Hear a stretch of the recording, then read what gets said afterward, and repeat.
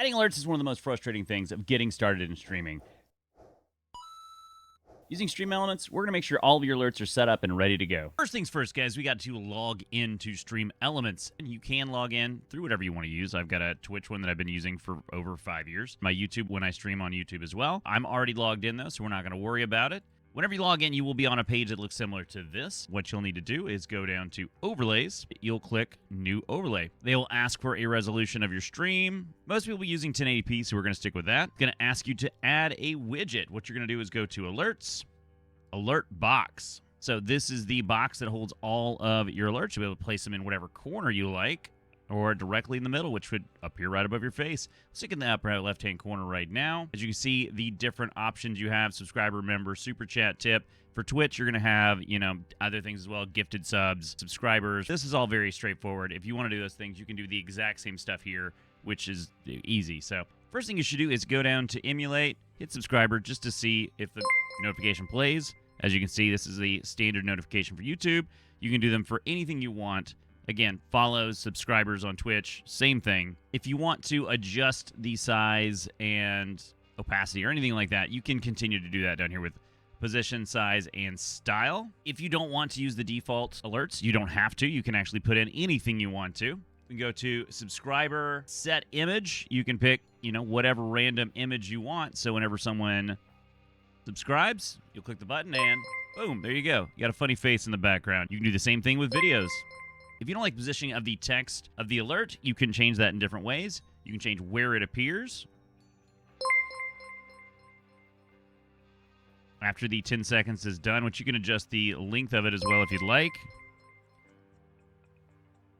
No, we got to put a name on it. Let's call it overlay.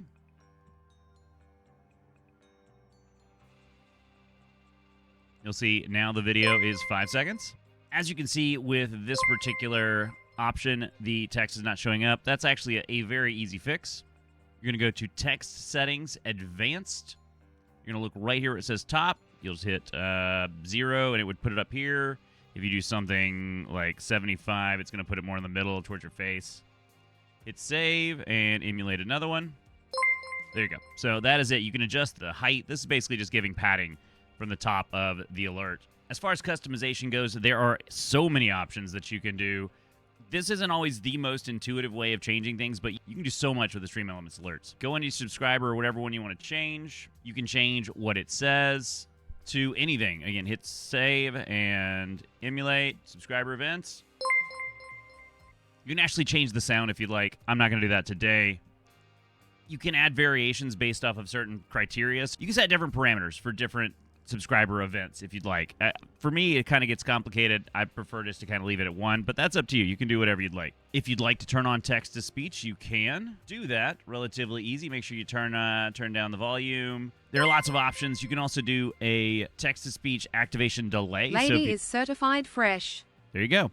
You can set an activation delay if your animation for your alerts kind of goes off and you want it to happen at a certain time. You can delay it, which can be very useful. Some of my alerts previously did that. Right now I don't need it, but it's something you can do very easy. By using the text-to-speech activation amount, you can actually set, like if you want everybody who gets to a year to get a very special message that they can announce, you can do that. Super easy. If you'd like to change any of the text that you want or anything about the text you want, there's so many options to choose from here. You can even do a custom font if you want to add a custom font family, you can. Change the size, the line height, line spacing, left justified, center justified, right justified, column, bold, italic, everything you want. Add font weights. You can add strokes to it, text shadows. You can highlight certain things. You can add a secondary text if you'd like. There's advanced options for that as well. There's so much that you can do. Shadows. There's a lot of options. This is a very powerful tool that sometimes can be confusing, but for the most part, you're not going to want to use everything that you see here. The last one you have is animation settings. You can do a bounce in effect, set the duration, and the exit one, you can do a rotate out. Make sure you save a duration. As you can see, that takes the entire animation and the entire alert and bounces it in. If you'd like to just change the text animation, you can do that here. It's the same exact setup as you've seen.